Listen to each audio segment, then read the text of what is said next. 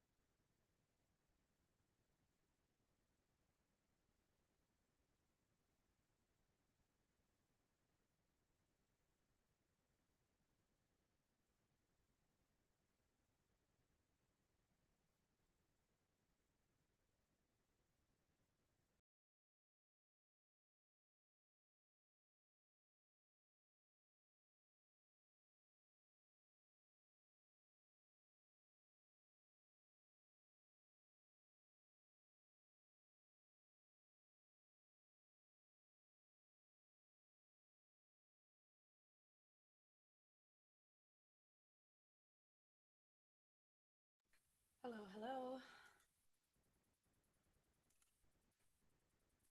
Hello, hello.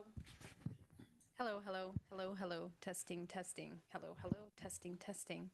Testing the mic, testing the mic. Hello, hello. Testing, testing, testing the mic, testing the mic.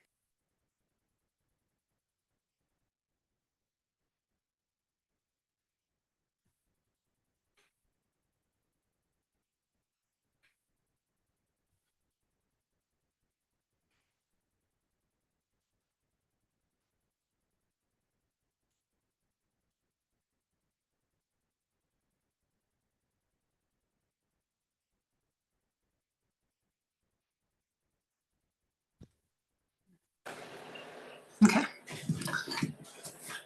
So I think you can hear me now.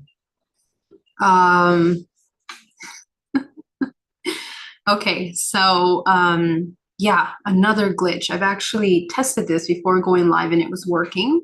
Now it wasn't. So we switched mics. It's okay. It's not a problem.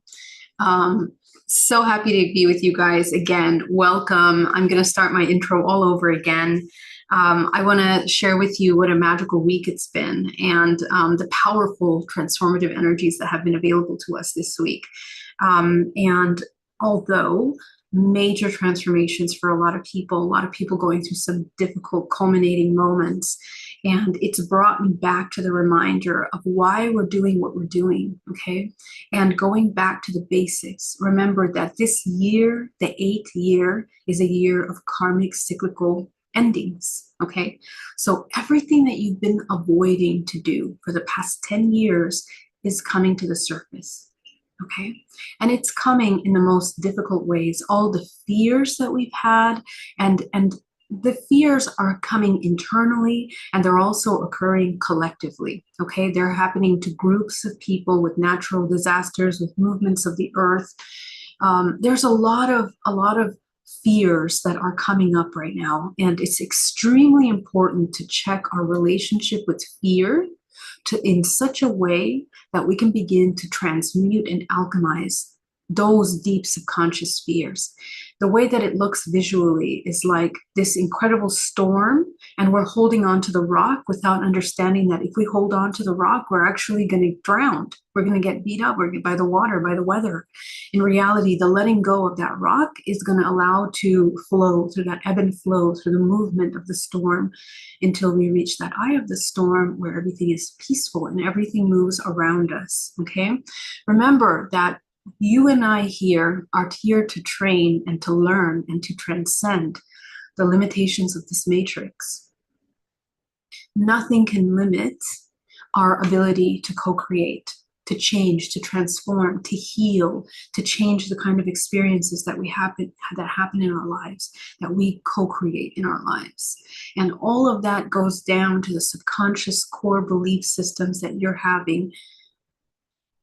Where you hold your subconscious core belief systems, the ones that you try to protect, to suppress, the fragile, the very, very, very fragile, hurt, damaged parts of you that you are still protecting with the habits, with escapism, with addictions.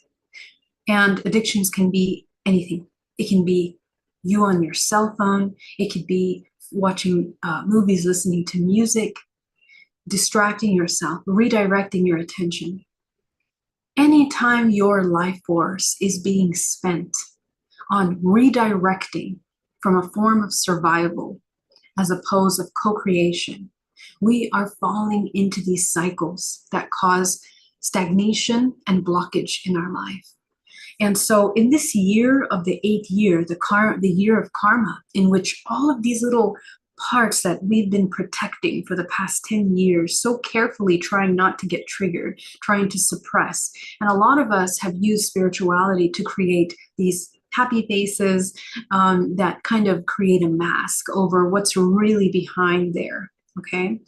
So this year, it's all coming up.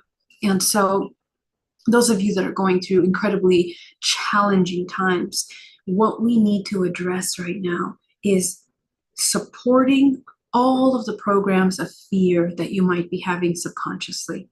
And you and I here in this channel and with the work that we're here to do as a family, we are learning how to transcend this matrix with the technology, with the organic biological technology of this multidimensional body, okay? And so remember that at the core, all of these core belief systems are projecting into your reality, creating your reality in such a way that when we fall back asleep, we're just repeating, okay? So in the body, as you know, that kind of program creates a profound kind of blockage, okay? So hi, everybody in the chat. Thank you so much for joining me. It's such an honor to be here. Sophie, Helen, Marie, Alchemist, Acroyoung, welcome, welcome. Thank you so much for the heads up on the sound, guys. I'm glad we got that working now. Smart Money Guy, Charles, welcome. PJ, hey, so great to connect with you. Let's see. Hey, my point was I'm having unconditional love, forgiveness, and acceptance. Won't I be a magnet to narcissist and judgment shall be passed? Right, in that case, like you said, have unconditional love, forgiveness, and acceptance for self and others. But in another live on sacral chakra, unmentioned, to a lady, why would you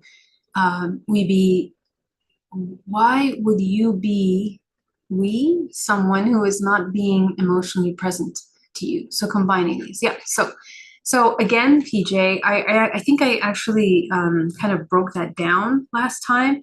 So essentially, we are not understanding what unconditional love means.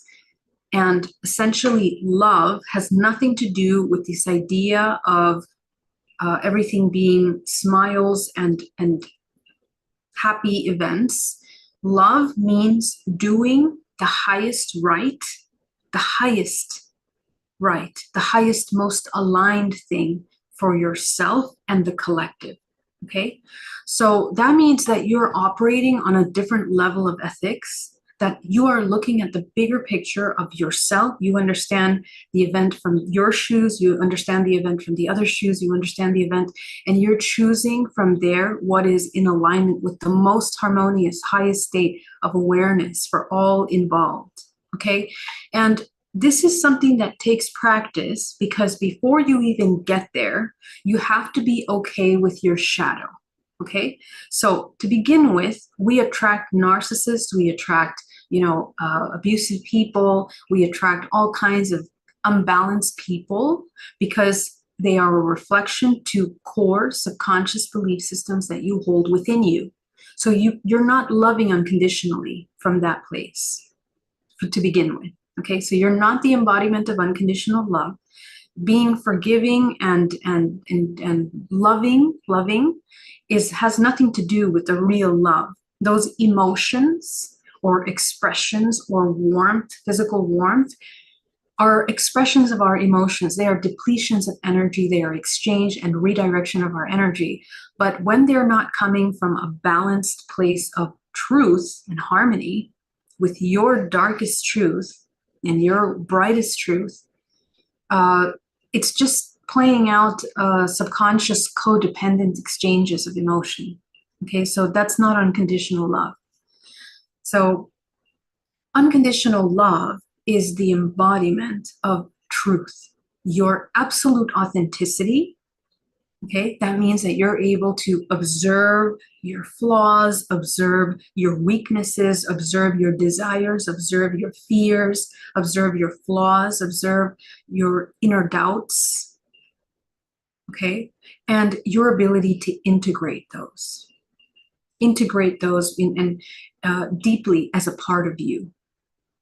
And at the same time, create space and embody love, really understand what love means, because sometimes love means leaving a person or doing something that from the outside doesn't really look loving, right? Because we have such a false concept of what love is.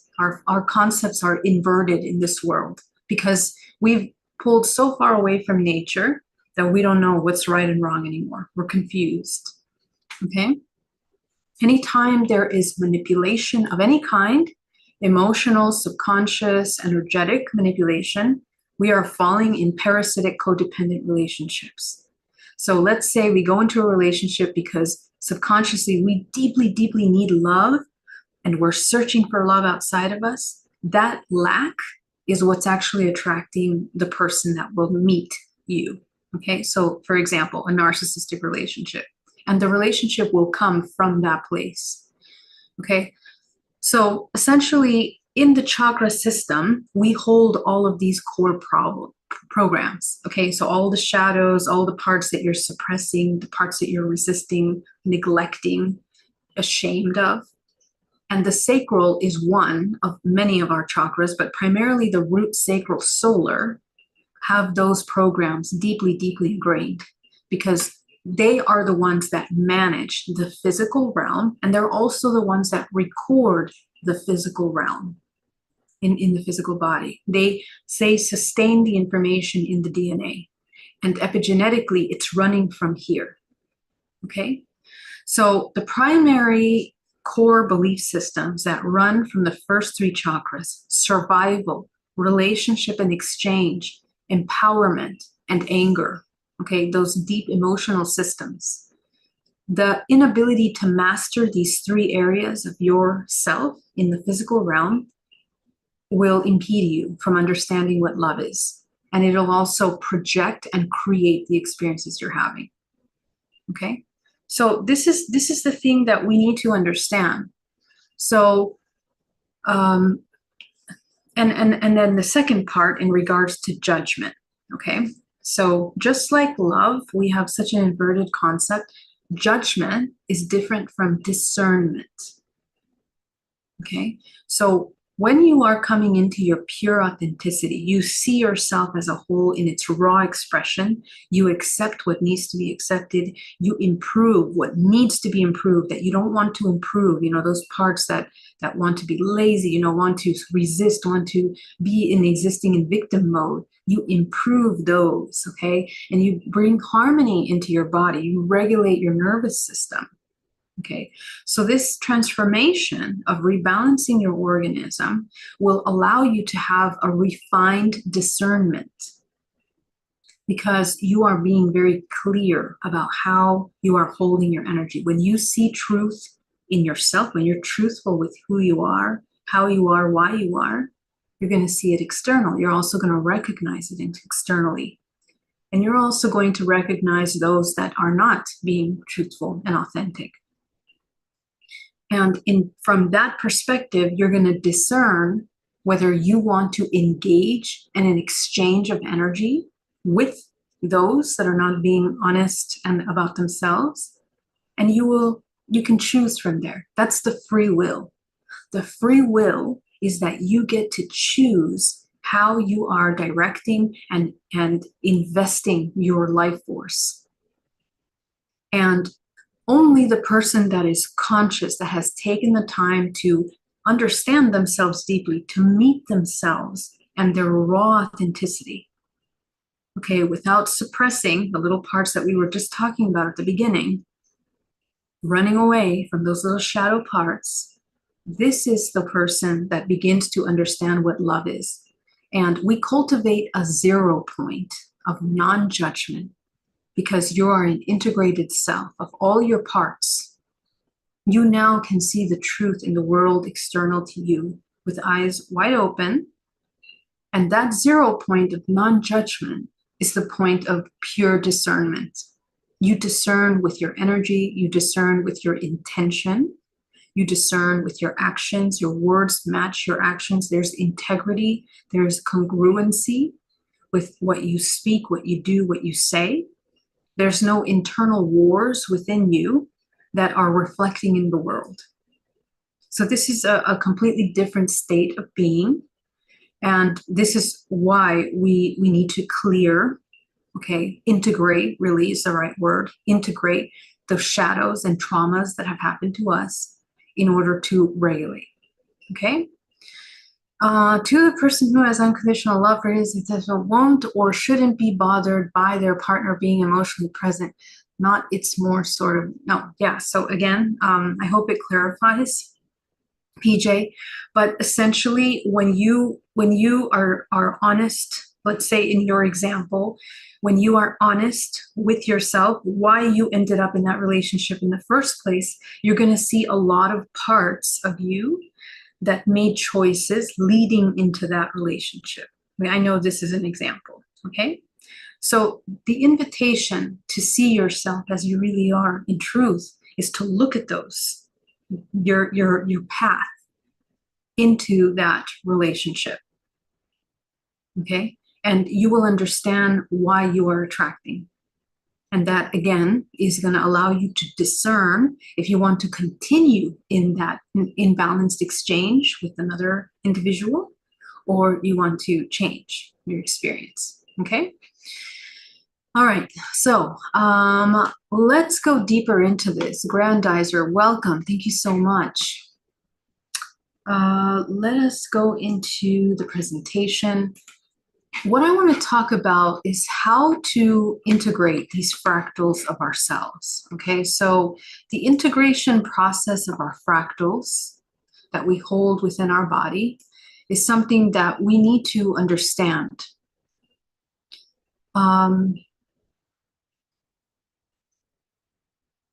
Remember that it's in the ancestral memory, the programs that we hold. Let me just open my PowerPoint here. Give me a second. If you have any questions, go ahead and put it in capital letters in the chat, and I'll be super happy to answer your questions. Okay. Why is ancestral healing so important right now? Ancestral healing is so important right now because when we're talking and we're revealing the difficult parts of us that we don't want to heal, we don't want to address, we don't want to look at, it's because we have generations and generations of ancestral memory within us of these pain bodies that we hold within the body. Okay? So this is the thing with having so much pain body programmed within the body, and we inherit the victim consciousness. We inherit it. It's programmed in the nervous system. And as I made I showed you before an example of this World War II, but there are many examples of, you know, collective racism, abuse, narcissism in our world. People that just do not want to do the work, people that exist in a state of disharmony with themselves. And the fact of the matter is, we are not separate from those people. There are no those people. We are all equal. We are all humans learning and experiencing temporarily through the human experience. We all have equal amounts of opportunity to inform ourselves, to learn, and to experience a plethora of experiences of the human experience. Okay, so the sooner we understand that and we mature out of a state of judgment, separation, and constant state of compartmentalizing ourselves away from others, the sooner we begin to take responsibility for ourselves. And I know a lot of people hate to hear that because we feel alone, we feel abandoned, we feel like we don't have the support, we don't have the community. But in reality, you know, that is coming from a very small perspective. You are an entire universe. And the reason why we feel that way is because the matrix, everything in our world is allowing us to feel disempowered in some ways. It just inputs these subconscious ideas, and you have to be awake enough to observe and catch them. Okay, they come in very, very subtle forms. Remember that the entire internet and entertainment industry and all of these, even political systems, are designed psychologically to manipulate. How do you direct an entire human race into certain choices? Is that you give them options, but the options that you provide them are limited. And they're all going to lead in some way in the direction that is being directed. So we need to understand that when we come into herd mentality, where we are following along with, with the herd of people, with these little, paths of movements in society, we fall out of connection with ourselves and we begin to externalize our attention. And that is a hypnosis, okay? We are being hypnotized away from the connection to the self. The moment we interrupt that pattern of externalizing our attention, we begin to redirect our life force back into the body. And the way that life force is coming back into the body from a centrifugal state back into a centripetal state is actually the key to alchemy, the key to your liberation, the key to your freedom, the key to your bliss, the key to your harmony, the key to your peace. Okay, so please understand you have 100% free will to begin to transform the way that you are holding your life potential every moment. And it really depends on how you choose to be aware in the present moment and redirect. Question yourself throughout your day, okay? Be aware and simply ask yourself, why do I feel that way? That'll bring you back to the body, bring you back to your organs, bring you back to the contraction in your muscles, bring you back to your nervous system. And we're not asking that question from a judgmental, punishing, way, not from any anger or any kind of demeaning manner to the self. We are just curious. We are curious. We are investigating. We are investigating why we fall into certain patterns. And remember that in every day, you're going to fall asleep 100 times, 200, 500 times a day. We're falling asleep. We go back into the autonomous, these automatic behaviors. We are repeating cycles. And then it isn't until something catches our attention. It can be, 3-digit numbers. It can be 4-digit numbers. It can be something someone says that we begin to say, hey, wait a minute. I'm here, I'm aware, and pay attention, because those of you that are seeing synchronicities, those of you that are seeing symbols, those of you that are seeing the numeric numbers, each one of those numbers has a profound message for you. 1 means initiation. It means wake up. It means get back on path. It means come back to the work, come back to yourself. Okay. 2 means integration of your duality. Get out of judgment. Get out of judgment. Bring yourself back to that oneness. 3 means come back into your state of creation. Okay, it's the divine in creation. What are you creating right now? Whatever you're thinking is creating, so pay attention. 4 means embodiment of practical spiritual work. Are you embodying? Are you being with integrity? Are you anchoring the source in your body? Are you aware of your emotions, of your contraction, of your expansion in your body? Okay, 5 means profound change. Okay, are you willing to make the changes that you need to change? Okay, 6 means death. It means what part needs to die right now? What are you doing right now that has always resulted in suffering and pain that you need to end in this moment? Okay, so when you see these numbers, pay attention, because there's messages for you and they're guiding you on your spiritual path. Your higher self is guiding you. Okay? 7 means activate your intuition. Come back to your intuition. Are you discerning? Are you coming into a state of intuition? Are you listening to your gut? What is your gut telling you right now? Are you being guided by that, or are you being led by your ego and desires and external emotions and fears? Okay? 8 means your crown, your co-creation. It means your connection with your higher self. It means connect with your higher self. There's a channel message coming in for you. 9 means your connection with source. It means you are the embodiment of source. Bring yourself back into the embodiment of source. Okay, so pay attention to these numbers, because they are guidance for you. And all of you have many different spirit animals. You guys have, look up the symbolism of the animals that are most appearing to you all the time.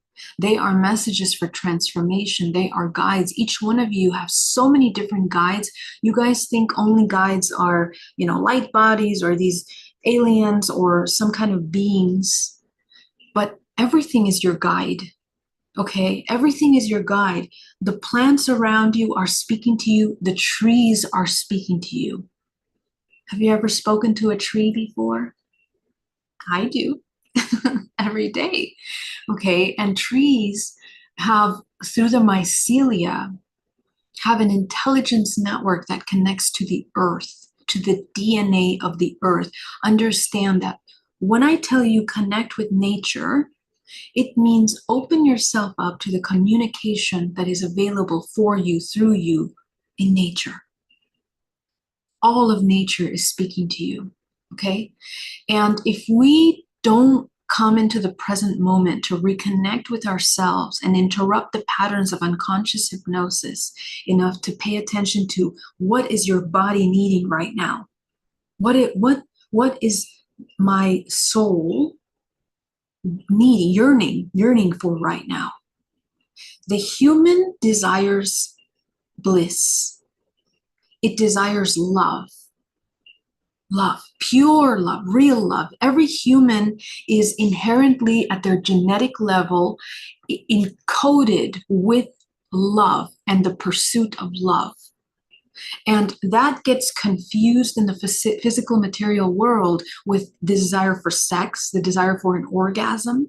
Because when we orgasm, the body dissolves and we become one, and we experience oneness for a very short moment.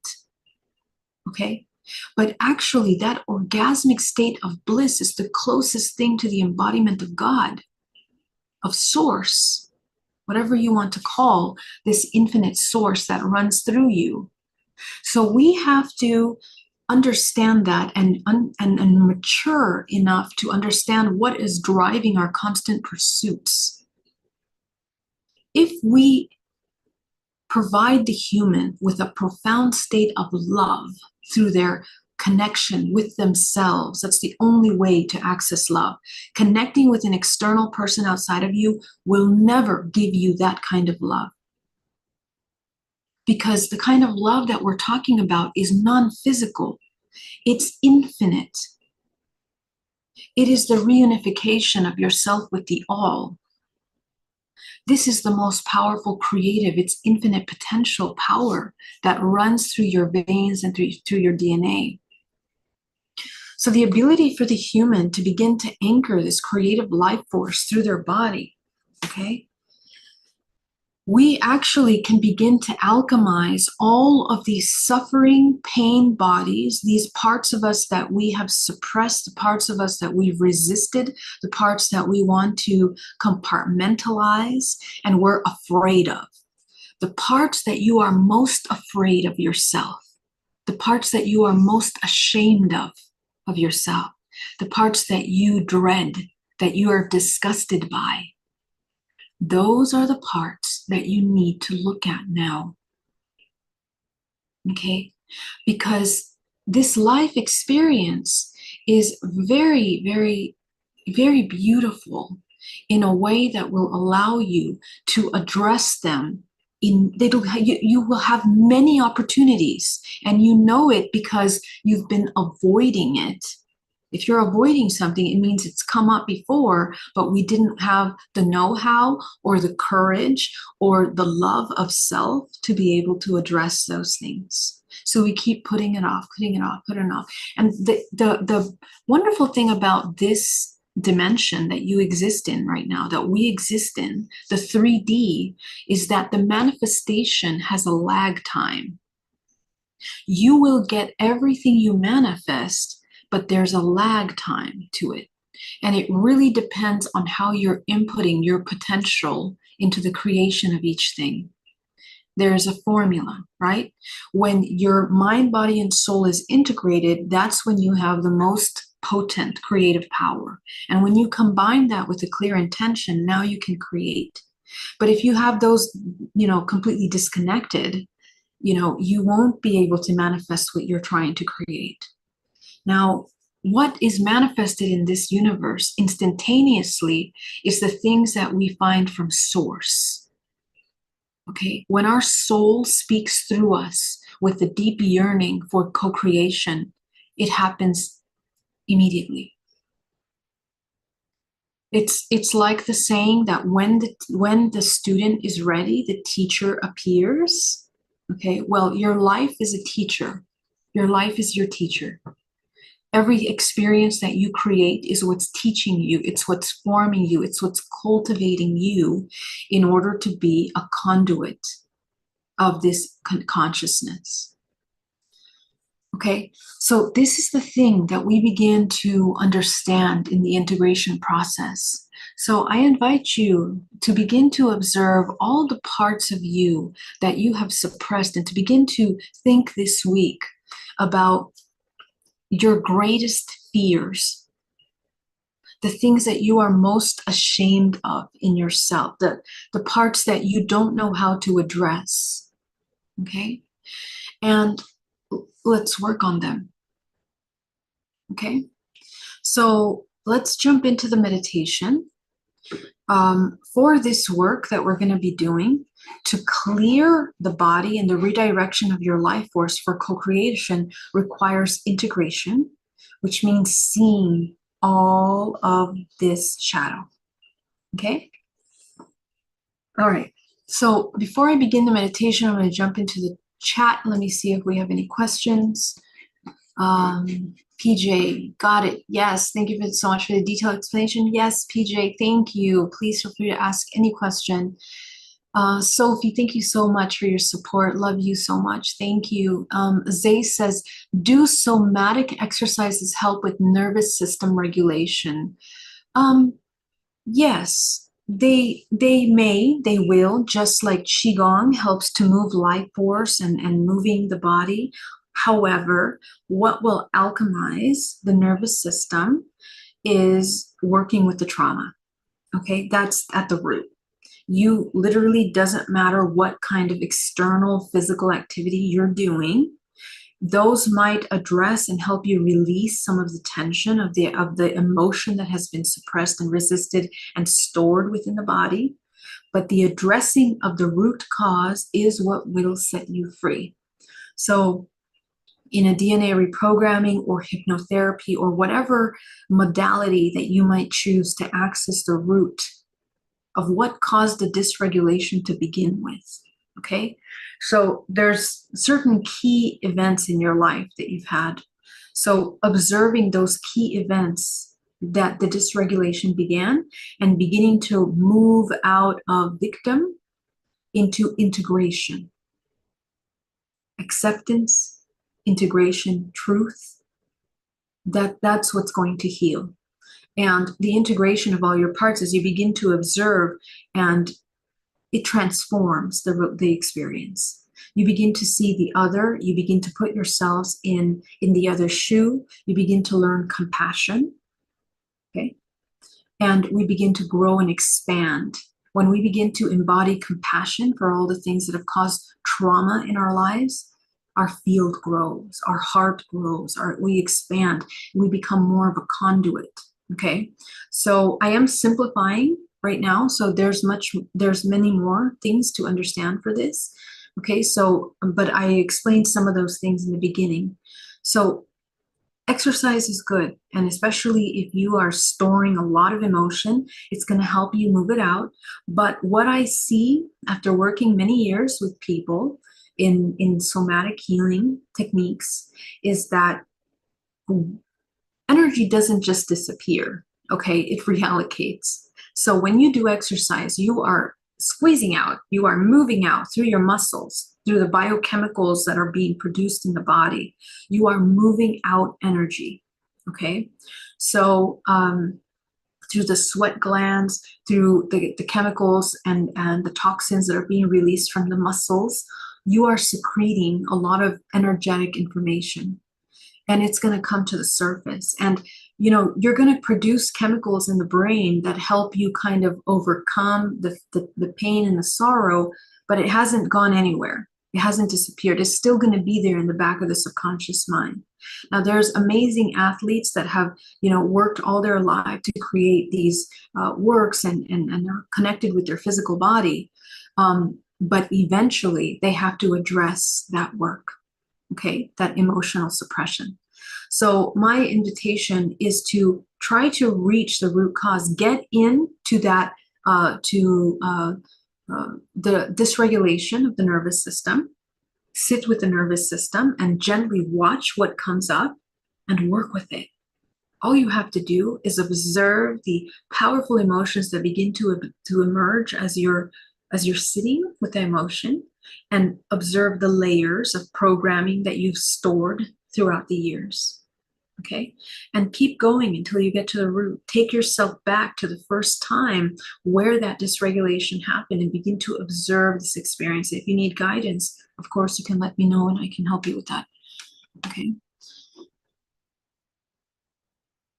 Grandizer, Geraldine, you said that we do it not in a judgmental way, but I keep dipping into that. Then I feel shame like a cycle. Absolutely, Grandizer. Excellent. Okay. So listen, you are conscious enough to first even recognize that the judgment is something that isn't productive for you. Okay. But guess what we're addicted to? Judgment isn't the problem. Okay. Actually, external judgment isn't the problem. Internal judgment is the problem. Okay. Right now, we are addicted to the feeling that we feel of guilt and shame. So we actually, and guilt and shame is something that subconsciously, biochemically, it's one of the most paralyzing emotions in our life. And it really destructs the nervous system and the entire system.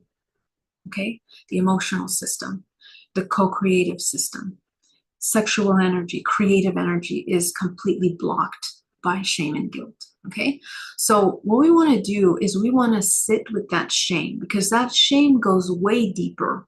It goes into the pain body of us not being able to come into our pure authenticity. It comes into the shame of our desires, the shame of our hopes, the shame of our dreams, the shame of the things that cause us pleasure and the things that cause us pain.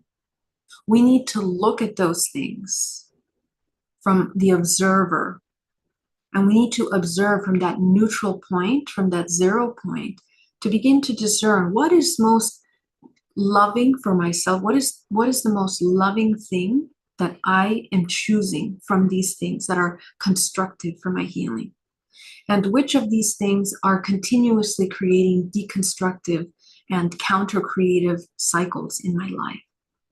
And lovingly heal these parts, integrate them, okay? And begin to observe the patterns. Where did this belief system of shame, of guilt come from? Where did it come from? How far down the lineage are we battling these belief systems?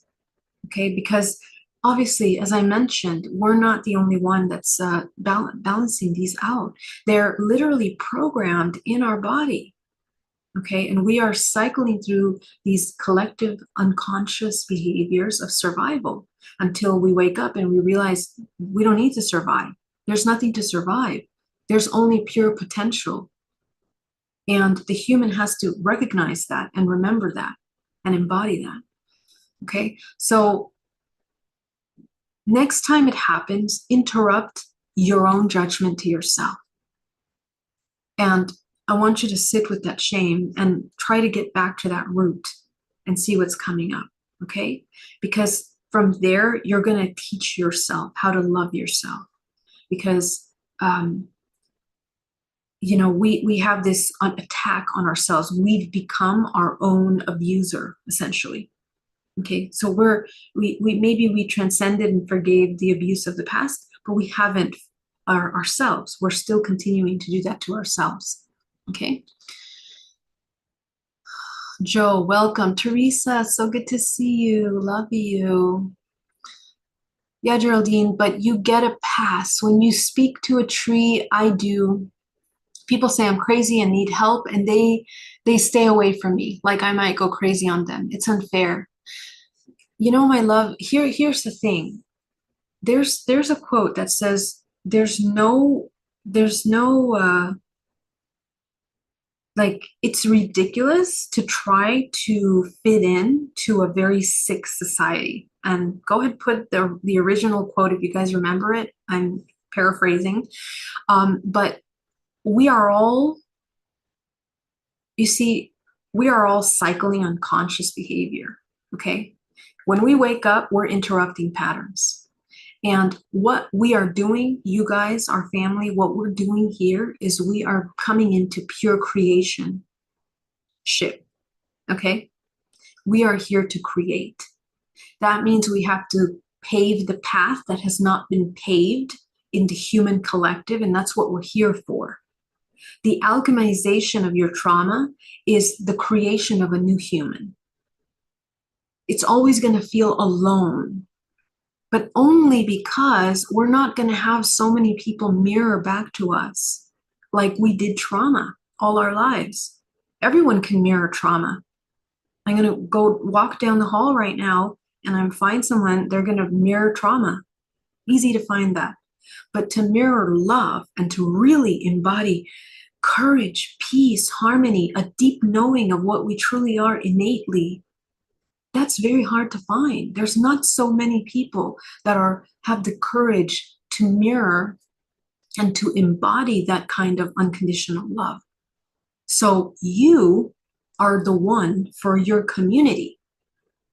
And it's not even a matter of courage. It's a matter of we have a responsibility to the health of this organism, okay? And we have a responsibility to the soul, which is experiencing temporarily, okay? Now, we have free will. You can choose to continue suffering and cycling, no problem, no judgment. But you also have this other possible option, okay? So you have to, because here's the thing. We say it's unfair. You know what's more unfair is that we're accepted by those people, and then we fall into patterns of pain and suffering because if it's not that, it's going to be another thing, okay?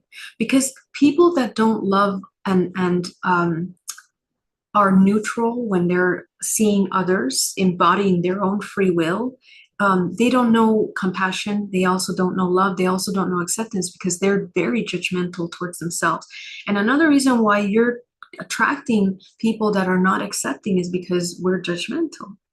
We feel shame of ourselves, and the people judging us also feel shame of themselves. So this is a mirror. This is a mirror for us. And the invitation is grandizer. And I'll tell you as a fact that if you begin to love yourself, if you begin to reconnect with yourself, fully radical self-acceptance, you will begin to mirror in the projection of this world something different. Okay, what's unfair is that we keep judging ourselves. What's unfair is that we keep feeling shame for things we don't need to be feeling shame for. Okay, so that's the thing.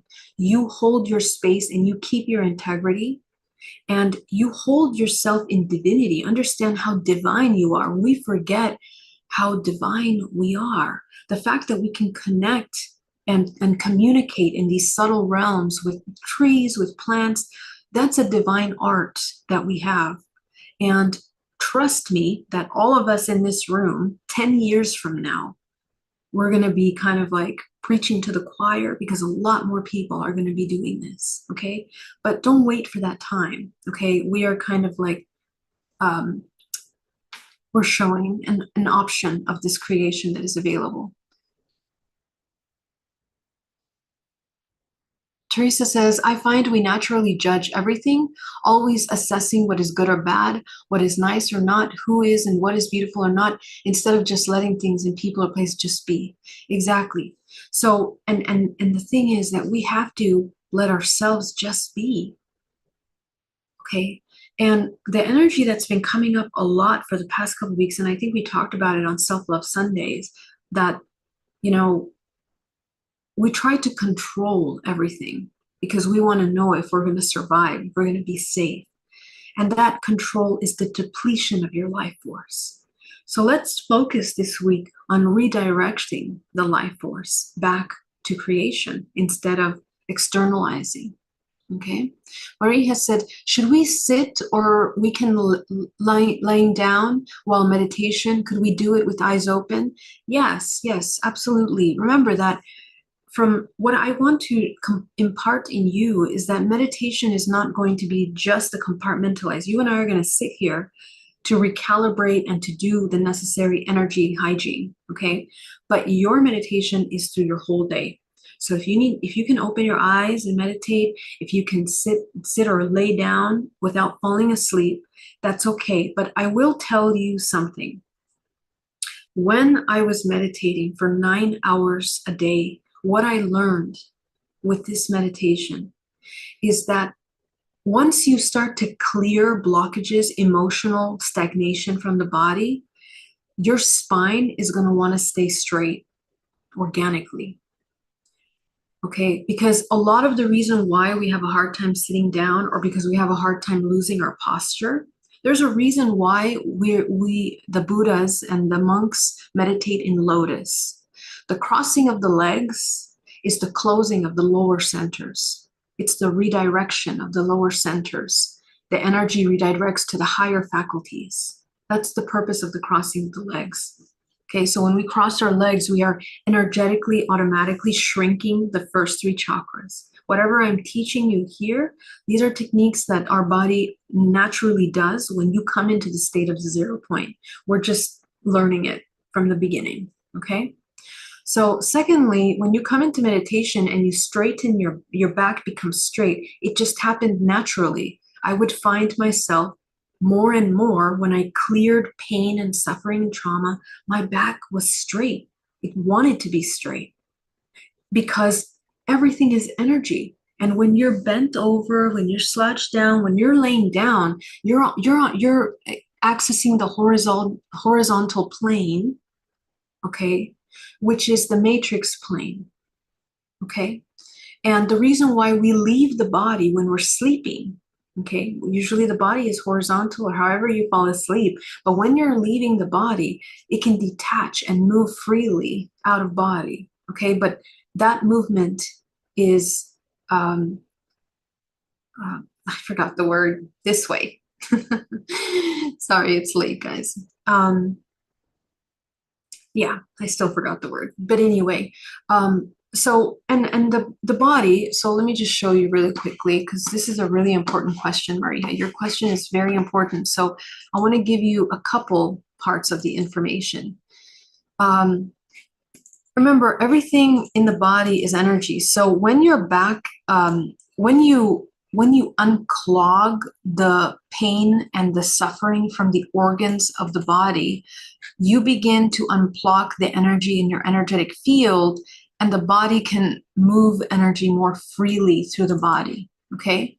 So when the organs are holding a lot of heavy emotions, stagnant emotions, pain emotions, you have problems. You have a slow digestive system, you have pain, you have difficulty, digesting, you have ovarian, testicle problems. Like, your main endocrine system is your chakra organs.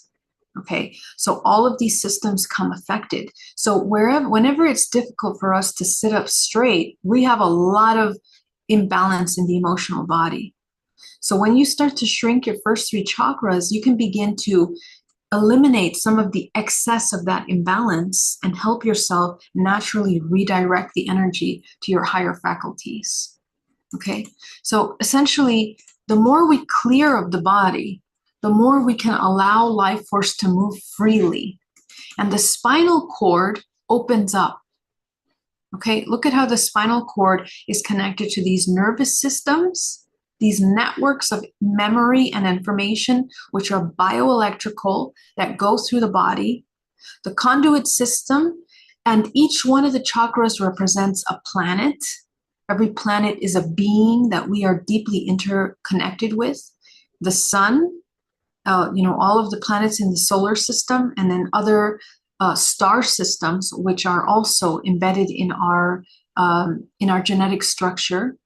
We open up the gateways. That's why we begin to recover some memory. You also begin to recover more memory when you begin to sit up straight, okay? But the way I learned this information was very natural. I didn't force myself to sit up straight. It's something that happened after meditating hours and hours and hours and hours. I just remember one day I was in my bed. I was sitting, cross-legged on my bed meditating, but I began to clear out this ancestral program with my great-grandmother on my father's side. And I remember it was such a heavy, heavy, heavy pain body of like trauma, like sexual trauma, suppression of the divine feminine. When I moved that out, wow, it felt like a million bricks were lifted off my body. And all of a sudden my body stood up straight.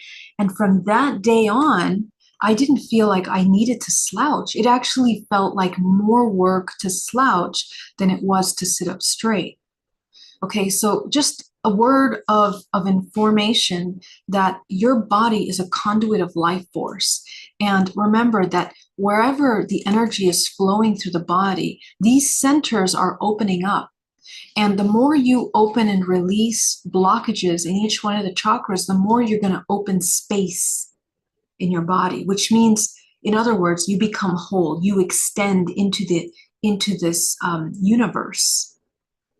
You activate the planets of your chakra system, the connections and the portals and the communications that come in through there. That's why people that meditate tend to channel more information. Okay, so we need to open that up. So the answer is yes, Maria. Do whatever is okay with you, but just pay attention to that and notice if maybe the reason why we want to lay down is because we have a lot of heavy emotions that we're not moving. Okay, just check that out and see what works. Okay, so let me come over here. Charles, purpose of love, to be in harmony and create. So you see, I wouldn't even use purpose of love. Love is purely creation. Okay, in the word love, in the real definition of love, is included purpose, harmony, and creation. Imagine love like white light. White light has all the spectrum of the colors of the rainbow. Okay, love is all. It is the all. It is infinite potential. So it is pure creation. So and when we embody our 0 point and we embody the being, the soul that is observing through this physical body, that is love. Okay? Because you are a manifestation of love. I hope that answers a question, but let me see if I can clarify even to be in harmony and create. So yeah, in other words, the 0 point, right? So here's the thing. From the 0 point emerges love. Okay? And only from the 0 point emerges love, real love. Okay, I'm not talking about romantic love, attachment, codependent, dependent love. I'm not talking about the physical, emotional love. That love is beautiful. It's healing for the body. It's a creative life force, but it's not the same as this all-encompassing state of being that is the all. That is the love that I am talking about. Okay? Zay, thank you so much. Maria, I ended up friendship that was disturbing and draining, but I kept thinking about that person, how to cut all cords and connections. Is clearing karmic contract person that sticks enough? So what we need to do is need to identify why we had that friendship to begin with. Okay? And this is super important. I have this question every day in my sessions with DNA reprogramming. People come to me with years and years of divorces, marriage breaks apart, friendships, problems with their sons, with their daughters, families, betrayals, all kinds of events that we're experiencing. And even sexual abuse scenarios and experiences, okay? What I find over and over and over again is if the human doesn't address the resonant energy that brought them in contact with this person to begin with, we are going to repeat the same cycle in another person or in another event over and over again. And you all can look at your entire life to prove that how this works, because you've seen it in your own life.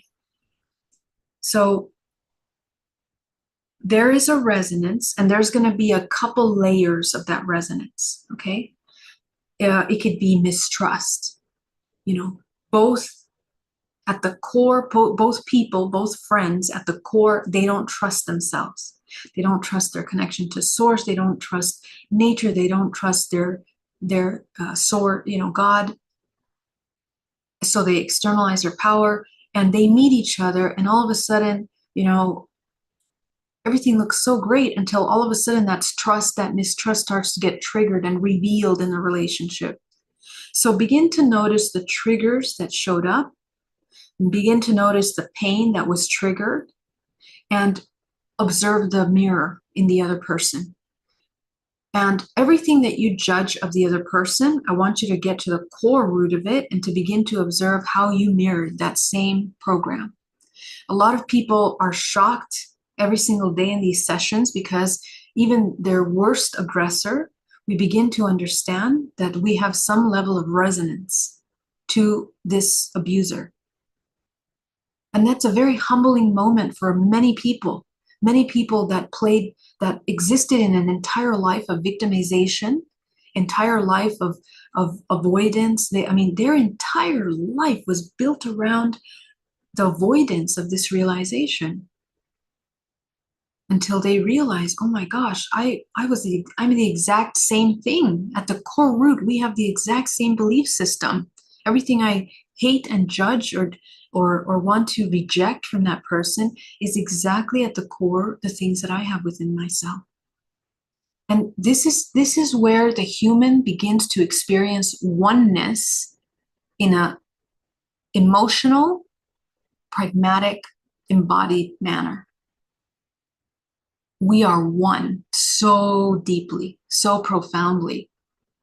So once you identify that and you begin to create what you look like without that belief system, you have now risen that's the true raising of the vibrational frequency. When you begin to embody the opposite frequency that you were repeating for many generations, many lifetimes, many years, now you have raised your frequency. It means you're going to attract different things. A lot of people think that raising the frequency means just having a smile on your face, and being joyful all the time. No. Raising your frequency means doing the shadow work, alchemy. Alchemy is the changing of frequencies, because energy does not disappear, it only reallocates. You cannot just eliminate your pain and your sorrow. You have to alchemize it. And it's never going to disappear until you address it. So yes, aside from that, clear your energetic body, integrate as many of your fractals that are repeating that program, embody the new person that doesn't embody that resonance. And from there, you're going to cut cords on their end, cut cords on your end, serve those cords to source, return the cords to source so it's alchemized into unconditional love. Call back your life force from the other person. Return what you took on that doesn't belong to you. Okay? And break the karmic contract. So the contract is the shadow work. So you're breaking the karmic contract in sticks. The sticks are essentially the cords. So you're doing amazing, Maria. Okay? But try to find that root. Hi, I tried hypnosis, but I don't get hypnotized. I tried different modalities to get the root cause, but nothing works. What do you suggest for this? Persistent resistance of the subconscious? Not at all. We spend our entire lives hypnotized. If you tell me you don't get hypnotized, that's not true. Simple, very, very simple.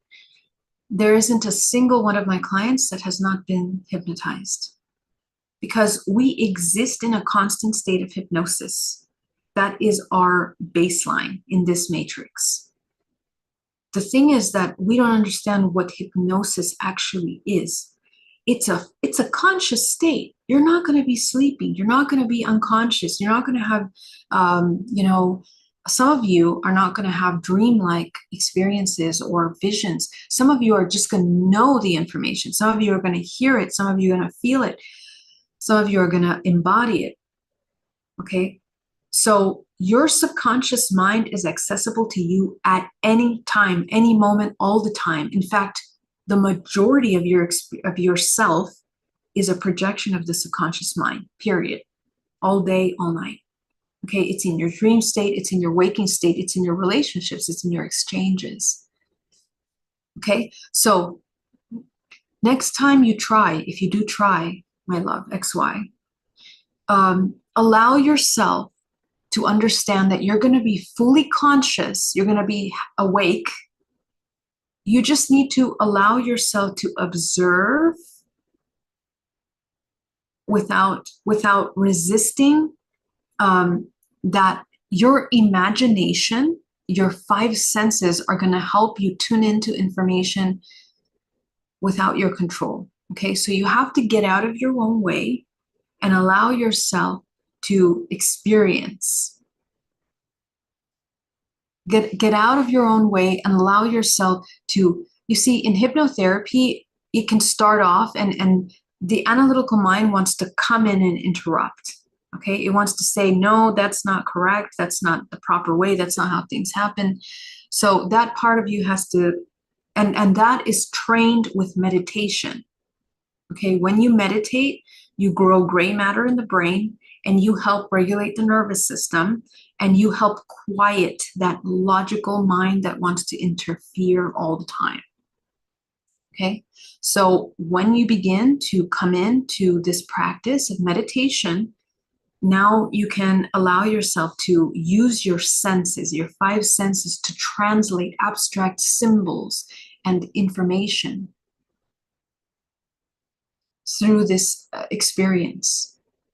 Okay, and I can assure you that you connect to information way more than you even think, than you even know. Okay, so let me know if I can help you with that. Definitely, I can. You know, meditation is really important. I also do hypnosis, but also, what is your goal? What are you trying to achieve with it? That's another thing. Okay, that is important to know.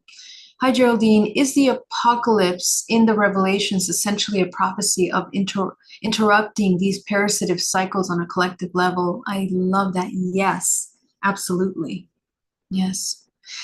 And I'm a little rusty on my Bible, but I believe that there is a passage that is describing, similar to DNA, and the cleansing, and I think it's something along the lines of the regeneration of the blood of Christ.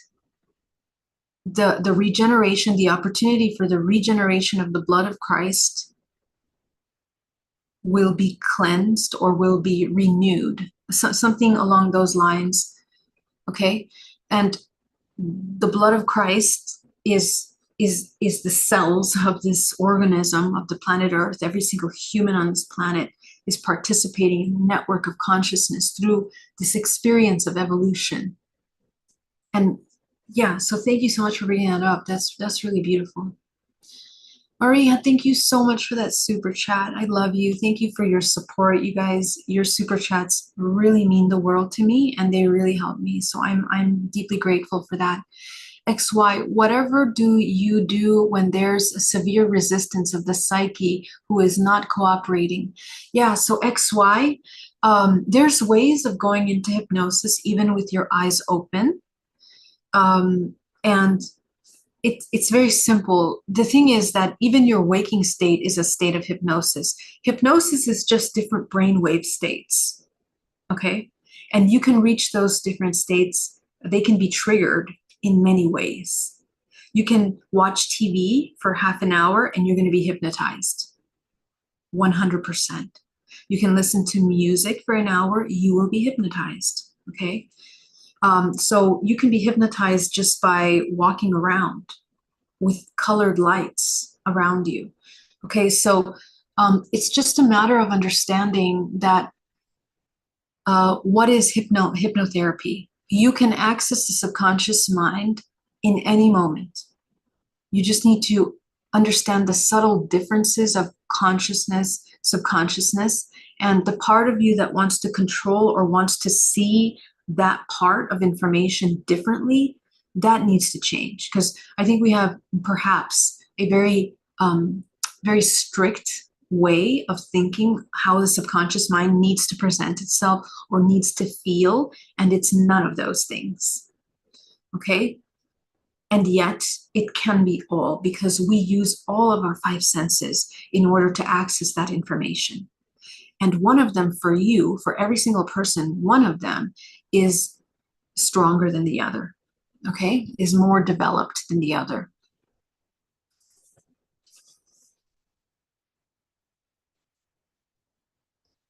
Sorry, Erin. Erin, thank you. Great to see you. Vertical. Exactly. Can't believe that. Lost my mind. Thank you, Geraldine, for always taking questions, insight, commentary, and being patient with us. You listen more than my psych doctor at the Veterans Hospital. Much love, Grandizer. Thank you for your questions and thank you for being here. Joe says, why do you always do these so late at night? Is there something to it? Are we more receptive? Joe, no, I have an international audience and I'm also traveling sometimes. So my time zone is changing all the time. And really, it's whenever is aligned is really what it is. So yeah, thank you for tuning in. That is just so awesome to have you here. See you in Australia at 6:14 p.m. Yeah, that's awesome. All right, everyone, let's get into the meditation. I'm scrolling down. Please go ahead and let me know if you guys have questions in capital letters so that I can catch them, okay? All right, let's get started. Allow yourself to come into a state of awareness.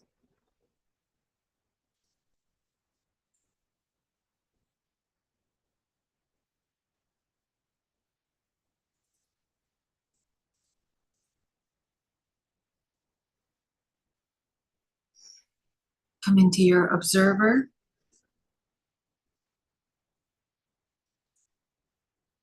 Grounding down to the center of the earth. Go ahead and bring yourself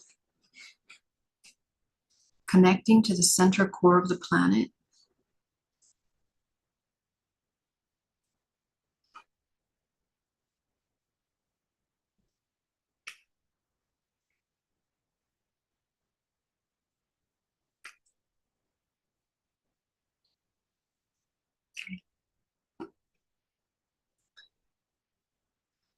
Let's begin by shrinking the root chakra down to the size of a dime.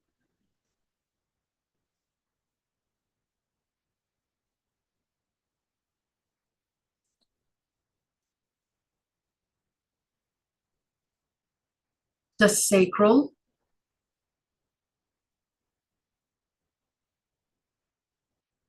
the solar,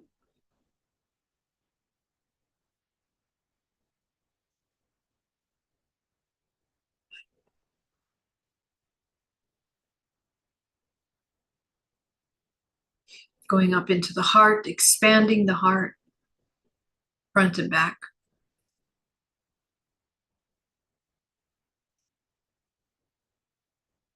The throat and the third eye.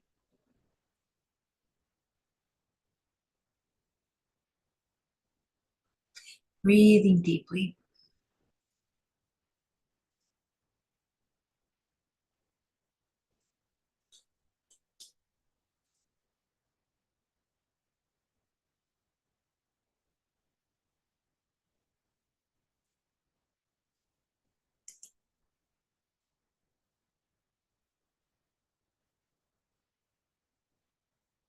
You're going to go up into your crown, expanding the crown.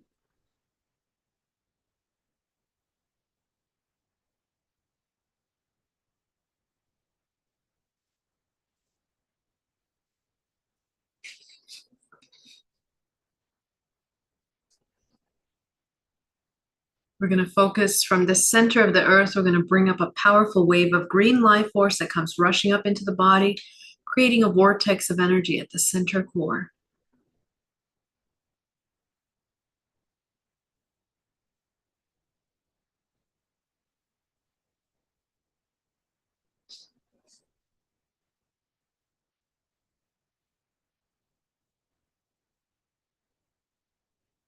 From source, go ahead and pull down a powerful wave of gold cosmic energy down to the crown of your head, combining with the green earth energy.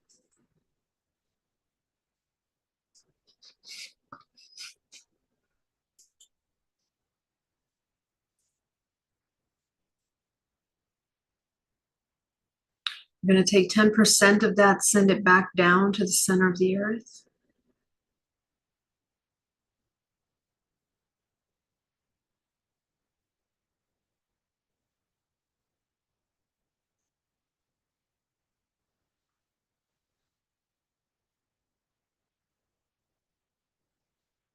Take 80% of that up your spine from the crown of your head, coating the outside of your body. Go ahead and call back your life force into your body. Allow yourself to see your sphere, your aura, or your sphere around your body.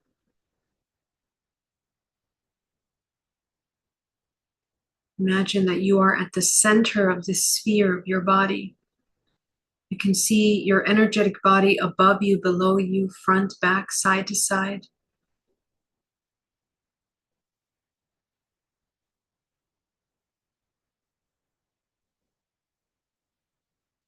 And you're going to fill the inside of this sphere with green and gold light. Go ahead and pull up that last 10% up your spine, and you're going to revolve your entire body around with green and gold light. Imagine this energy infusing into the pores, the flesh, the muscles, the bones, down to the cellular level.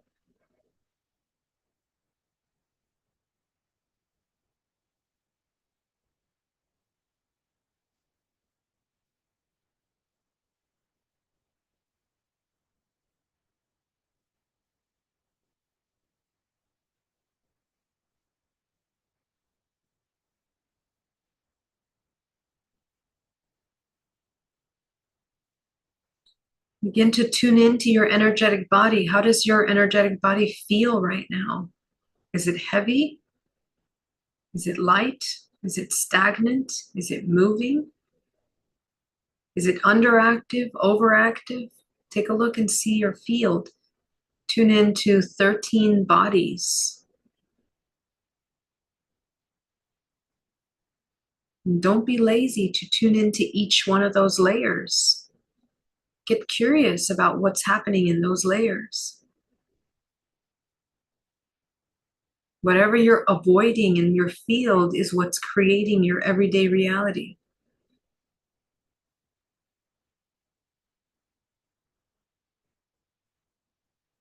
Let's go ahead and take our attention to the heaviest part of your field, of your energetic body. Where is it? What part of your body is the heaviest right now? Front, back, side to side, top, bottom? You're going to take your attention to that heaviness, to that wherever it feels more dense, more stagnant. Maybe you feel holes in that area or emptiness. Those are the areas that are open of your field. They have leaks, they have holes, they have cords that are leaking your energy. All of your attention is being drained through these parts of your open field. So go ahead and tune in to your sphere. And take yourself to that emptiness, take yourself to that heaviness, to that density. And I want you to be present. And you're going to focus on the solar plexus and your sacral, your root. And you're going to notice which one of those contracts. Where do you feel the most come up? Notice the emotions that come up as you tune into that part of your body.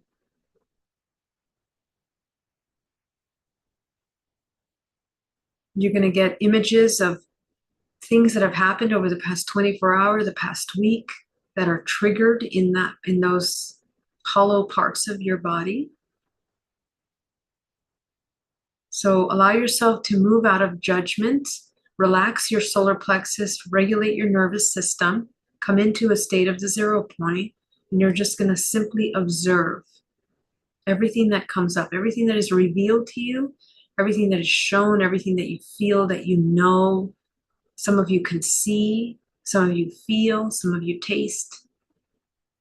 Use your senses to identify what's in your multidimensional body.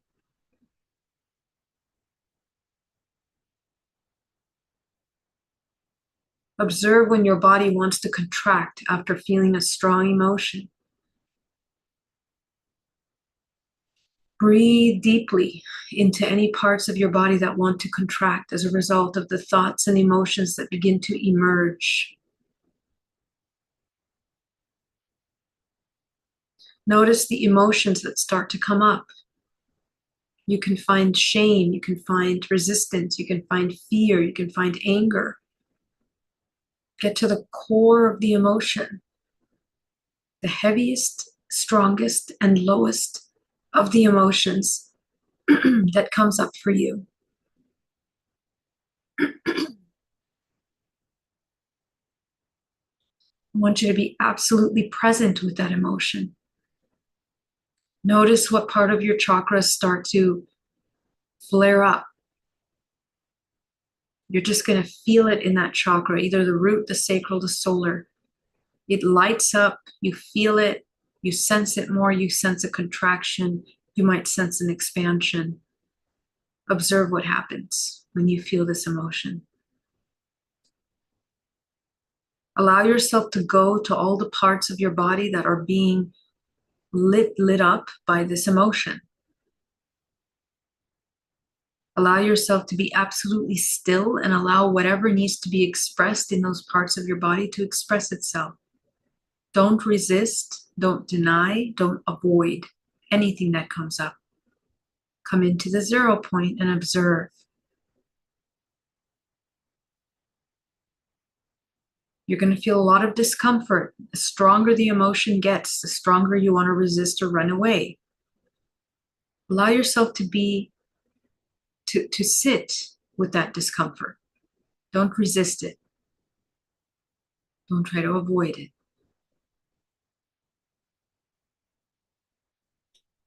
You'll notice that if you keep sustaining that discomfort, more information will reveal itself to you. You might get visions, you might get new emotions that provide you with information about this experience, about this emotion, that tell you and help you understand how you got there to begin with, that help you understand the path to the programming of this embodiment.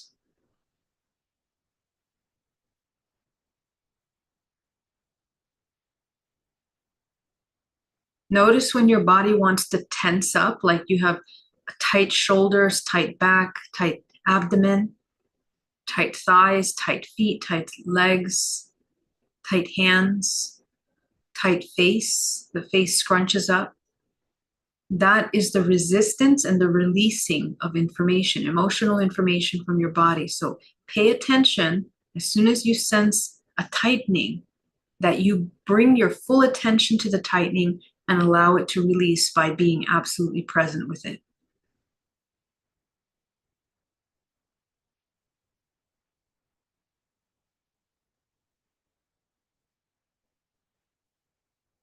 Allow yourself to sit with the discomfort, breathing through the discomfort, sustaining the awareness, observe the discomfort.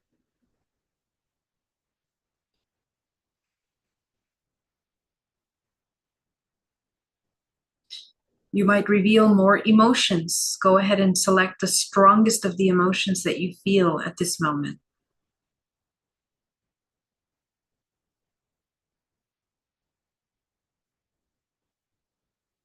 You're going to ask yourself, who do we feel this emotion towards? See if you can identify who we feel the emotion towards.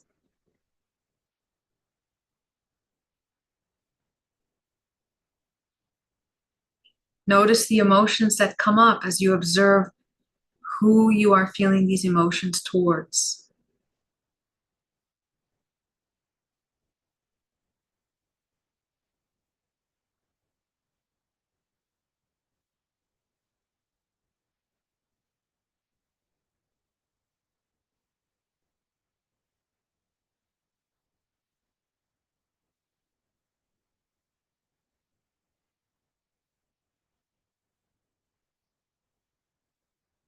Be absolutely present with this strong emotion.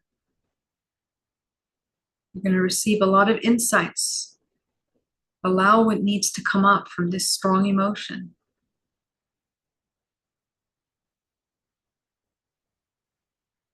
You might notice that you've been doing things that you don't even need to do. You've been desiring things that you don't really even need or want. You've been acting or speaking in ways that are not aligned with you. Notice how your behavior has accommodated this deep, deep emotion. Notice what's being avoided and notice what's being sought.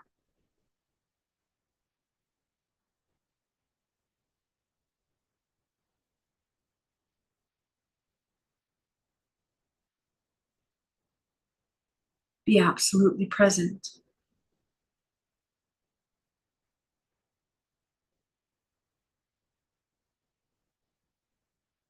Whatever part of the body that wants to contract, force yourself to expand it and allow the emotion to release from that part of your body. You'll notice that you're reaching deeper and deeper states of relaxation, deeper and deeper states of peace.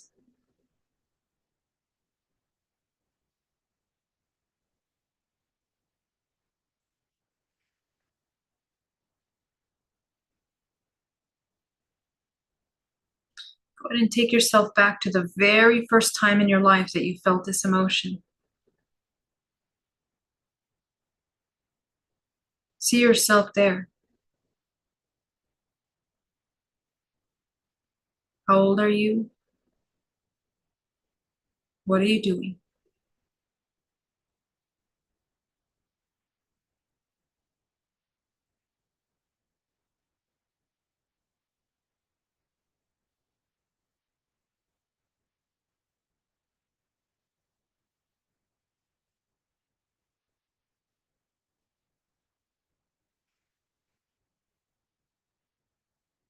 Fast forward to another event in which you are playing out the same program.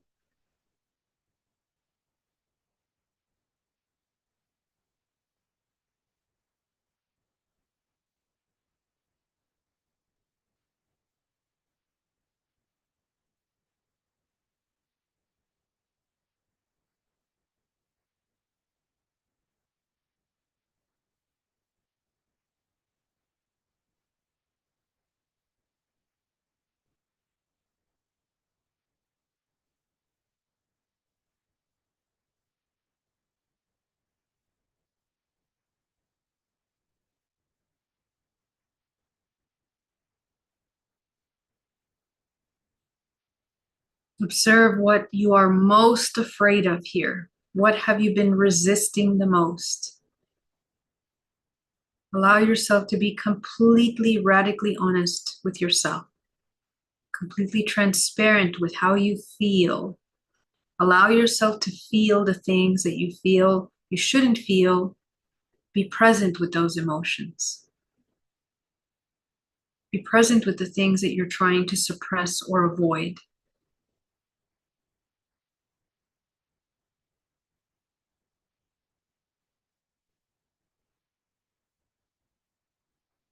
Allow yourself to release the need to hold on to that program as you begin to notice its futility, as you begin to notice how counter-creative it's been, how obstructive it's been to your creativity, to your well-being. Allow yourself to accept yourself completely, radically for all the things that you desire, you want, all the things that you are seeking and pursuing through these actions without shame, without guilt. Allow yourself to see that vulnerable inner child that is merely looking for love through all of these activities and actions.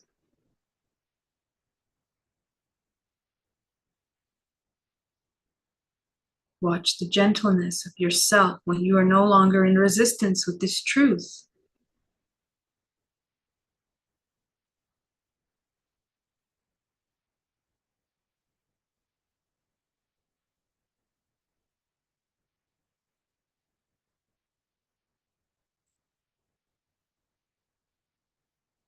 Allow yourself to see all the fractals of yourself that have experienced this all your life in front of you. Notice where you have inherited these belief systems from.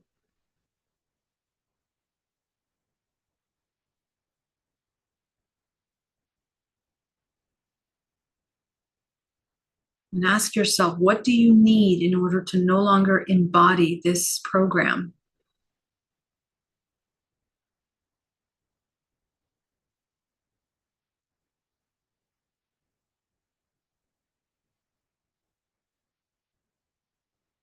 Notice any fears or insecurities that come up upon answering this question.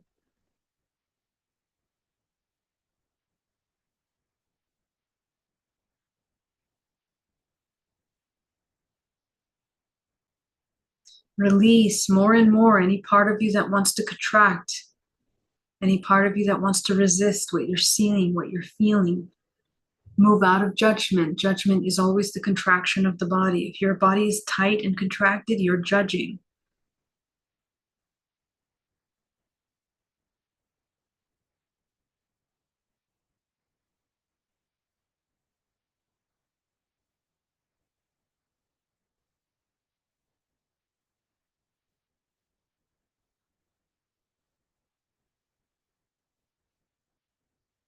Allow yourself to see all the fragments of yourself.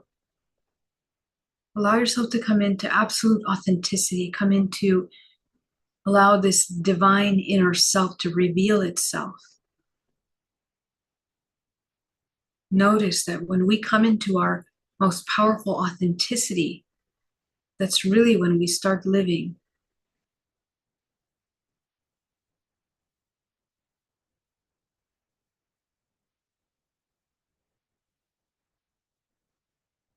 Notice how much more calm and how much more regulated your nervous system is after addressing and feeling fully these emotions without resistance.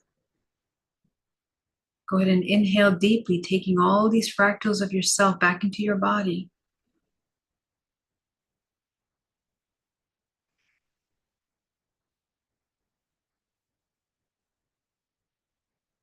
Go ahead and focus on the root chakra, opening that root chakra back up. Sacral, the solar. We're going to shrink the heart just a little bit, the throat just a little bit, the third eye just a little bit. So your body went from this to this. Straight line, a little wider at the top. You're going to go up to your crown. Go ahead and activate your crown. You're going to illuminate all the areas of your life: abundance, love, career, understanding, creativity, sexual energy, and creative life force, peace, harmony, your purpose, your health, your truth. Fill it in. You're going to see a room full of karmic contracts. Go ahead and eliminate those karmic contracts. All of the agreements that you've made with yourself to experience, to learn, to transcend. We're going to no longer choose to experience them from an unconscious state of karmic cycles. We're going to learn them from a place of compassion, love, discernment, presence, compassion.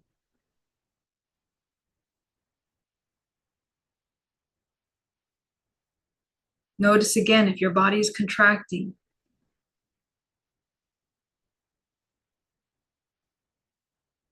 You're going to go up into your seventh and your eighth, illuminating the seventh and eighth, illuminating the ninth. Expand your 10th, 11th, 12th, 13, 14, 15, 16, 17, 18, 19, 20. And above you is a powerful white light of source. Bring that source, anchoring it through the perineum down to the center of the earth. Watch that energy infuse your energetic body. Watch it enter into the stream of life force in your toroidal field. And you're going to see a donut-like movement of energy going through the center core of your body, extending out through every single one of your fields. Clearing, anchoring. The energy is going to become wider and wider every time. Clearer and clearer. Excellent. Allow yourself to open your eyes and come back into the room. You guys did amazing. I want to thank you so much for joining me today. It was an honor to share with you. and it was an honor to share this practice with you. I hope that this helps you. And if you guys have any questions, go ahead and put them in the chat in capital letters, and I'll be really happy to answer them.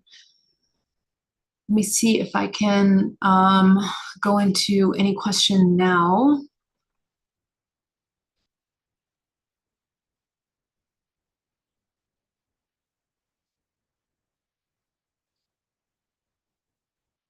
Nothing comes up to work with. Okay, so XY, we wanna understand what are some of the self-sabotaging programs that are not helping us connect deeper with ourselves. Okay, so usually when we're not clear about why we want to connect with the subconscious mind, or where there's resistance to the connection to that, as you mentioned earlier, it's usually a wounding of the divine feminine. Okay, that's another thing that I want to mention. Notice your relationship with the divine feminine, beginning with your relationship with mother, and then all of the, female relationships that you've had, whether you're a man or a woman, doesn't matter. Your relationship with the feminine is your relationship with your intuition.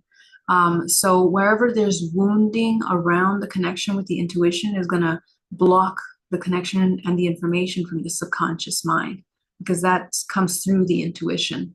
So, yeah, take a look at that and see if you want to maybe rebalance the divine feminine and heal any wounding in feminine masculine, so that your perception becomes more holistic and we're more clear about the intention and the direction in which we're intending.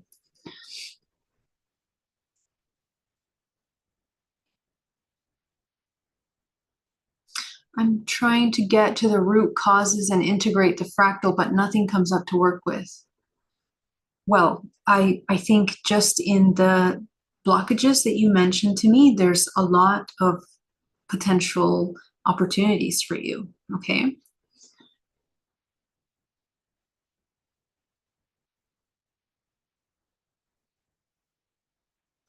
Ho'oponopono, can we use it to transmute negative emotions and energies? Yeah, absolutely.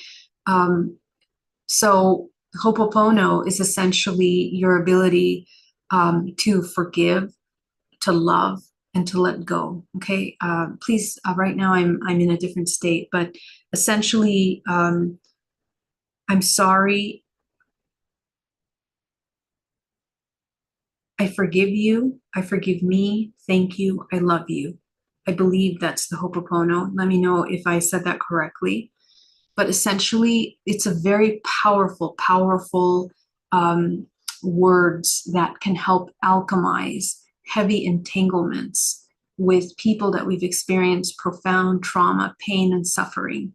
And when we repeat that affirmation to ourselves, we literally have to be called upon to forgive, to let go, and to release what we're holding on, and to emerge from love. Okay, so that is very important. I think it's really important to get to the root of your programming also, and use this as a supporting practice. Affirmations were essential to my work. Once I started to deprogram belief systems, I had to reprogram myself, and that affirmation is the reprogramming process. Okay, because you are literally embodying, speaking. Words are power. Words are geometry, and they help us embody. Okay, Teresa, thank you so much for that super chat. Love you. It's such a beautiful support. I feel so held by all of you. Thank you. Maria says, what is this in my left hip? I cannot identify emotion. I think that someone in my lineage lost their left leg. I have no explanation for this pain. Marie, I think the left side of the body around the leg and the hip has a lot to do with resentment towards the feminine.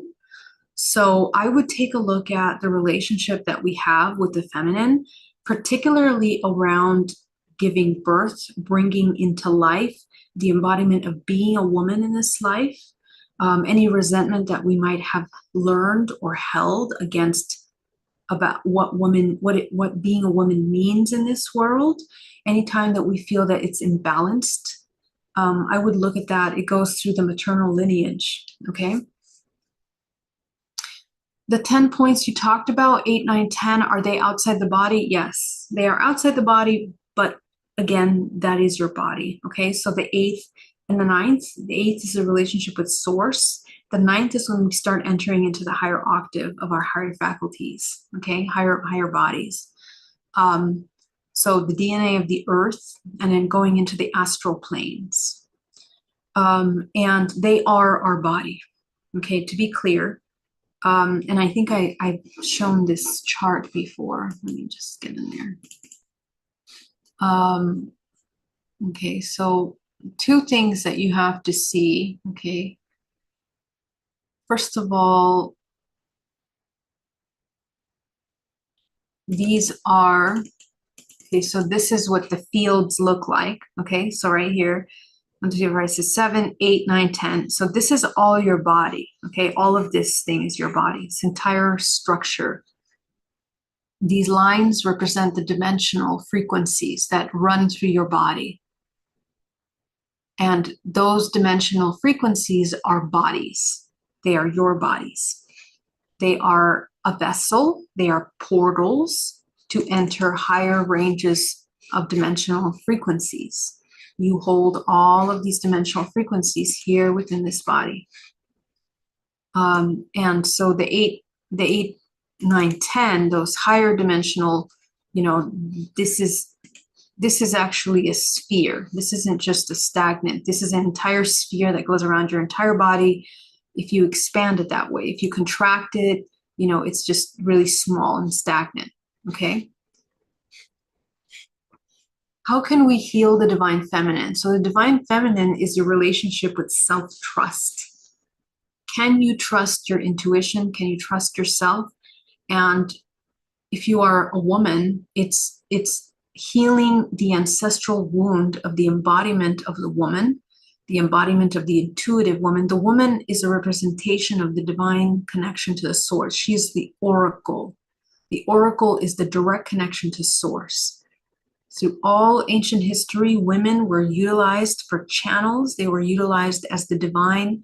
They were kept as virgins in order to enhance their spiritual connection, which is why we learn about alchemy. But they were also the portals of life, okay? And all of that through history was inverted. It was abused, okay? So we're healing all those that are defined as women at this time. You are healing profound ancestral wounds of coming into vulnerability, trust, intuitive divine connection, and navigating the world through discernment, okay? So that's something that has to be looked at. But yeah, I do offer a session called Balancing the Divine Feminine and Masculine. So if any of you are interested in that, please do check that out. It's a really great session that addresses this specific issue, but I also suggest DNA reprogramming. And if you're done with those healings, those are more conscious work, conscious, deep integrated work. It's deep shadow work. You can also heal through hypnotherapy. So a couple different ways that you can address that. Thank you, Geraldine. We may need more meditations like this. Maybe you can talk more about the different bodies next time. Yeah, absolutely. I would love to. Alchemist Alexander, worms. I know. I'm sorry. Christine, trust that it is all happening while I'm being guided by you in meditation. Yes, my love, trust that it's happening. Actually, it's funny that you bring that up. That's the reason why I wanted to go live today, was to talk about that, but the live took us in a different direction. But tomorrow, I'll try to touch on that one more specifically, okay? Because that's the energy of today. Christine, you're right on it. Alchemist says, I have a left sciatica pain that comes off and on almost daily. What is this rooted? Resentment like the hip. Yeah, so sciatica is anger of injustice.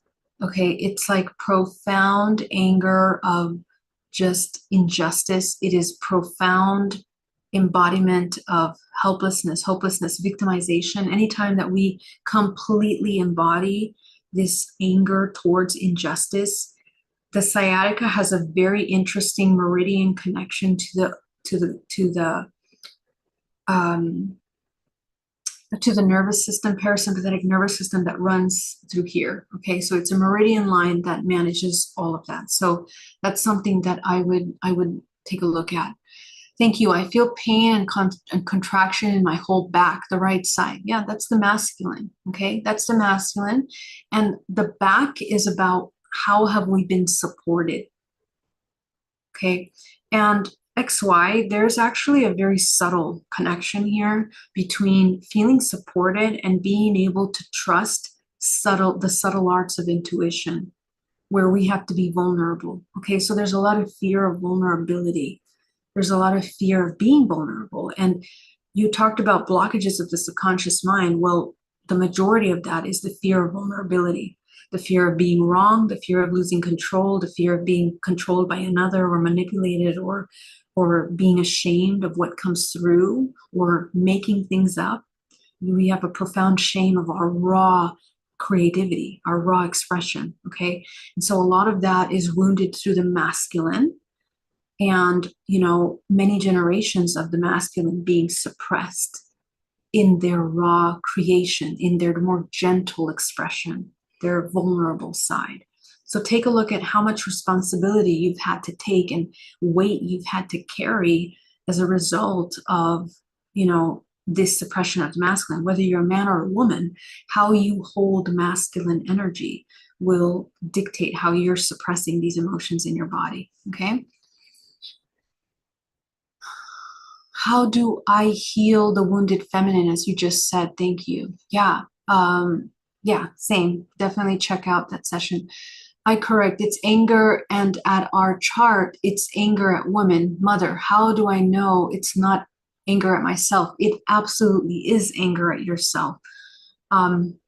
So the interesting thing about emotions, essentially, is that it really all comes back to us. Okay. And this is something that is a very freeing thing to realize in the healing journey, that after you have yelled at everyone in your head, got angry about all the injustices, felt the pain, the suffering, the helplessness, at the bottom of that, our anger is always towards ourselves. Why? Because we innately know that we knew all along that those relationships weren't in alignment. Even with our parents, we knew innately what love is. We know innately. We come in this world as whole, integrated beings of consciousness. But little by little, that light gets dimmed with the programs and the emotions that we take on. So we have a lot of anger at ourselves for taking things on, because subconsciously we know that that's not in harmony with nature. Okay, so the thing is, as soon as we recognize that, we have to allow ourselves to forgive ourselves for the betrayal towards the self, essentially. And when we're children, we're very, we take on a lot because our ego is just being developed. But essentially, whatever we take on after puberty starts to manifest into a personality, and it becomes you.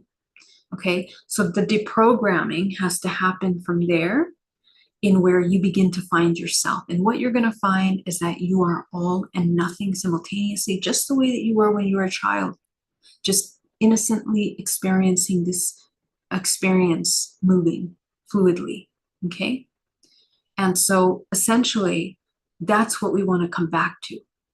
We want to come back to that divine innocence, that childlike state of innocence, where we are very wise, but we also allow ourselves to fall, laugh, express, cry, be joyful, all of the plethora of potential experiences of the human, not holding on to anything as an identity. We move fluidly through everything. Okay. So the healing of the anger towards the self is one of the most important, essentially, that is at the root of that, of healing the divine feminine or the mother, like a couple of you are asking. Okay. Aaron Baca, do you ever use the mantra or chant Hare Krishna? No, I don't. I actually explored into the Hare Krishnas when I was younger. for a time. But yeah, that's a story for another time. However, I think words have a lot of power, and we need to understand that what's behind the words is the intention, but words also have a form of their own. There's a crystallization process that happens when we speak something. So it's very important to intentionally be congruent with thought, action, being, and speech. And if you're going to recite, I'm not a terribly huge fan of unconscious repetition of mantras, but I'm a very huge fan of very clear, intentional verbal vocalization of frequencies that are productive to the body and to the healing and to the integration of your truth. So definitely, if that works for you, absolutely do it. Okay. But yeah. All right, guys, I love you so much. Alchemist, thank you so much for that super chat. That really means a lot to me. You're amazing. By the way, guys, Alchemist is one of my favorite artists. I have many favorite art, but Alchemist, I have his art all over my apartment. It's amazing. Check his art out. It's really, really cool. Very esoteric, so much symbolism. It's amazing. Okay. Grandizer question, Geraldine, you don't have a book published. Do you have a list of recommended reading books that you trust to help us? I know this is probably a common question. Yeah, working on that one. There are, but it's a long list. I'll have to make a specified list for you guys one day. Okay, I will. And on my website, on some of the replays of my classes, if you want to check my event replays, I have a lot of books there that you can check out, because there's so much that you can read. But again, I want to be clear. My information doesn't come from reading books. It comes from the connection to the source, and it comes from the awakening of my DNA, the Akashic record, and the channel of a pure source, which all of you can access. And I strongly suggest that you connect. Okay. All right. Love you. Thank you so much. I'll see you soon. Bye.